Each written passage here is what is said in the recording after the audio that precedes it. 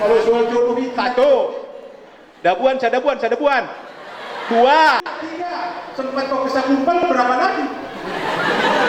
Apalagi kau pakai baju alma mater itu, pergi kau ke pasar sana. Banyak yang negor, tukang parkir alat-alat. Parsorak ke mukamu itu semua. Makanya pendek. Lolosnya juga pendek. Urusannya di dalam juga pendek. Keluarnya juga pendek. Sompat panjang keluarnya kalau kau repot. Ya enggak coy. Udui badan den, habis kita tetap tercapai. Karena ini waktu kita jarang kita komunikasi, tolong dinasihati atau disampaikan sama adik-adik ini yang khusus yang putri. Nah besok mungkin ada kode etik dan sebagainya. Berpakaian rok lewat dari lutut. Berpakaian rok lewat dari lutut. Berpakaian baju menutupi burket. Sampaikan dengan Pak Purba. Pertama-tama kami mohon maaf.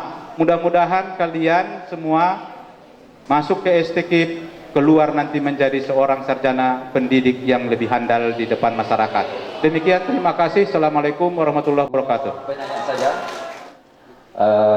karena waktu sudah sangat singkat lagi. Jadi untuk dua orang penanya, kami persilakan kepada adik-adik. Ya, satu yang depan. Nama saya Elvini Nayanti dari Pendidikan Geologi. Saya ingin nanya Pak, masalah pembayaran uang kuliah. Kan saya mahasiswi semester 3 Pak. Misalnya dalam peraturan kampus ini, misalnya Pak, pembayarannya paling lambat tanggal 15. Tapi ujiannya tanggal 19 Pak. Jadi nanti dari komisarisnya kan ada pengumuman katanya paling lambat bayarnya tanggal 8, lewat tanggal 8 kena denda. Itu kayak mana pula itu Pak? Itu yang ingin saya tanyakan. Itu pertanyaan yang cukup bagus ya. Memang pertanyaan semester 3 ya? Ini pertanyaan yang diangkat berdasarkan kenyataan yang sudah pernah terjadi. Artinya begini, kondisi seperti itu sering terjadi ketika ada pemisahan pembayaran SPP dengan uang ujian. Ya, artinya sudah jatuh tempo pembayaran uang SPP, tapi ternyata tetap tidak dibayar. Makanya digabung. Makanya ke depan ini, selama kita tepat waktu membayar SPP itu sesuai dengan jadwal yang ditentukan, ini pasti tidak akan ada bentrokan. Contoh, ini kita triwulan pertama, artinya kita sudah bayar semua. Ini tolong dipahami, karena itu sebagai bukti Anda sudah daftar ulang. Selalu kita bayarnya kan di belakang. Januari, Februari, Maret, di Maret baru bayar. Kenapa? Ya kembali ke orang tua belum ada uang.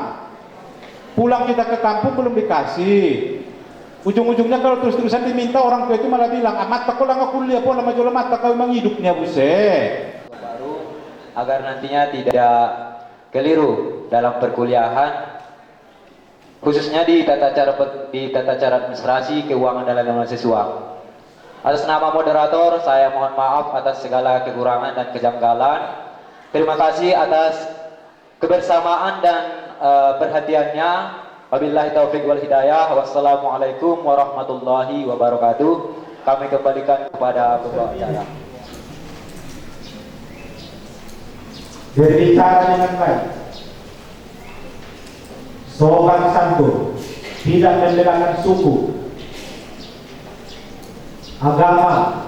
Dosen kita di kampus kita ini ada dua agama, ada yang beragama Islam, ada yang beragama Kristen. Sukunya banyak, ada suku Batak, ada suku Jawa, ada. Tapi dosen adalah berbicara dengan sopan, hormat. Ketika duduk di kantin, kalau tidak ada tempat duduk baru datang dosen ada. Anda lihat ada kereta yang kiri kanan, sigap Anda perbaiki jalan itu. Itu yang sopan namanya ya. Jangan pula Anda bawa di situ. Baik di dalam kampus kita maupun di luar. Di luar pun hormati dosenmu. Ini nanti tahu saya ini. Kehebatan guru itu adalah dapat melihat guru saja, Pak. Oh iya, saya mahasiswa PPKN, Pak. Semester 1. Oh, iya ya. Memang semester ini saya tidak masuk, semester berikutnya saya masuk. Oh, ini yang menegur saya itu waktu di pasar. Siapa namamu? Si Mas Dery kan, Pak? Oh iya. Anda tegur dosen Anda dengan baik, di lain kesempatan dia masuk ke ruangan Anda, dia akan mengenal Anda. Ketika dia mengenal Anda, dia memperhatikan Anda. Ketika memperhatikan Anda, dia akan, oh ini yang menegur saya itu. Siapa namanya itu? Si Mas Dery kan. Dapat B dari hasil ujian. A mai baik Cunio. Dia akan memberikan nilai yang baik kepada kita. Sama. Hormati teman Anda, hormati senior Anda, teman, atau mungkin bahasa Anda yang biasa dia apa? Bro, jangan keseleo karena namanya. Memanggil orang, panggil dengan nama yang baik. Bersikap ramah, sopan, kemudian tidak melakukan ancaman. Di kampus kita tidak ada yang bentuk ancaman. Anda ancam teman Anda, lalu teman Anda melapor ke kita, berarti Anda melanggar kode etik. Etika antara mahasiswa dengan tenaga administrasi. Di kampus kita ini ada dosen, ada tenaga administrasi. Tenaga administrasi itu adalah yang akan mempersiapkan semua kebutuhan Anda yang berkaitan dengan administrasi. Ini pun sama, hormati, kemudian ramah dan sopan, dan tidak menjanjikan atau memberikan sejumlah uang kepada tenaga administrasi kita dengan tujuan lain. Anda sebagai mahasiswa akan bergaul di tengah-tengah masyarakat, karena Anda akan tinggal dan kos di tengah masyarakat kita. Jangan main narkoba Anda di tempat kos Anda. Jangan mencuri di tengah-tengah masyarakat. Kalau ada perilaku itu, lalu masyarakat melapor ke kita, itu termasuk melanggar kode etik mahasiswa. Kalau ada kegiatan di masyarakat kita, suka tolong menolong, menghindari perbuatan yang melanggar norma, norma hukum, norma kesopanan, norma kepatutan. Kurang 30 menit lagi saya akan menjawab dan saya kembalikan kepada saudara moderator. Terima kasih. Assalamualaikum warahmatullahi wabarakatuh.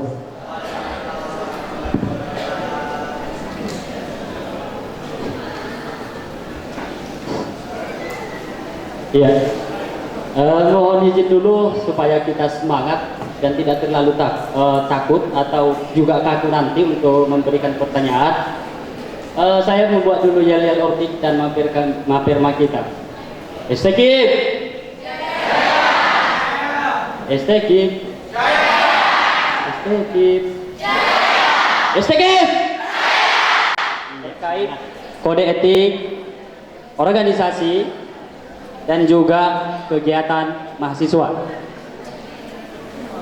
Yang jelasnya peraturan-peraturan yang diberikan kepada mahasiswa, yaitu peraturan yang berlaku di STKIP Tapanuli Selatan pada sini, Pak. Jadi untuk itu, untuk adik-adik semuanya,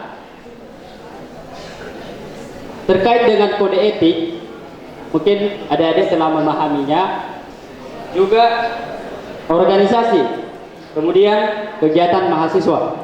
Nah, saya memberikan suatu gambaran biar bisa nanti adik-adik bertanya, apakah seperti yang kita lihat di kampus kita, bisa ditanyakan kepada Bapak Wakil Ketua 3, itu yang termasuk entah mencoret-coret dinding pada saat ujian, papan tulis yang gratis. Bisa ditanyakan apakah termasuk kode etika dia, kewajiban mahasiswa atau kegiatan mahasiswa. Jadi itulah sekedar gambaran dari saya.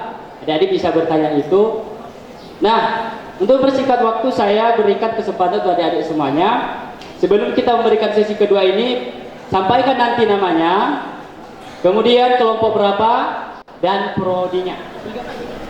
Ya, yang di belakang sana.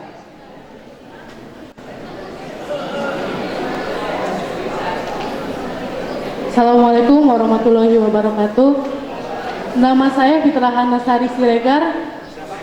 Fitrah Hanasari Siregar dari kelompok 17 Prodi Pendidikan Ekonomi.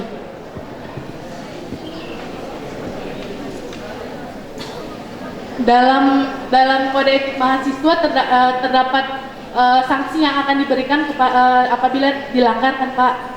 Lalu apa daya dan upaya mahasiswa apabila pelanggaran tersebut terjadi terhadap dosen?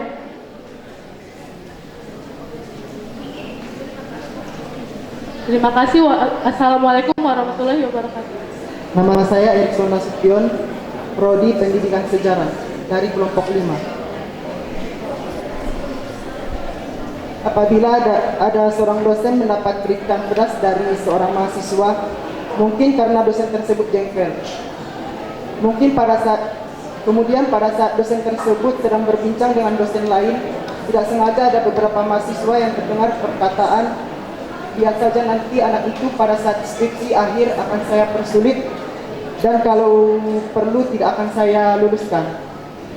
Yang saya ingin tanyakan Pak, dosen tersebut akan dikenakan pasal atau tidak? Saya berasal dari pendidikan akuntansi kelompok 2.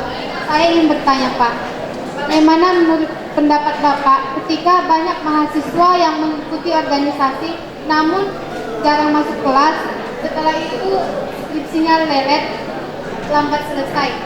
Jadi menurut pendapat Bapak, bagaimana tips itu ketika mahasiswa lancar dan berprestasi di kelas namun juga di organisasi dia juga lancar? Bagaimana tipsnya Pak? Terima kasih. Ini hebat-hebat mahasiswa bertanya. Ini sudah jauh lebih hebat daripada saya dulu ini. Ini cukup jelas pertanyaannya dan tidak seperti saya dulu gemetaran di depan. Tidak gemetaran dia. Berarti Anda jauh lebih hebat daripada saya dulu. Oke.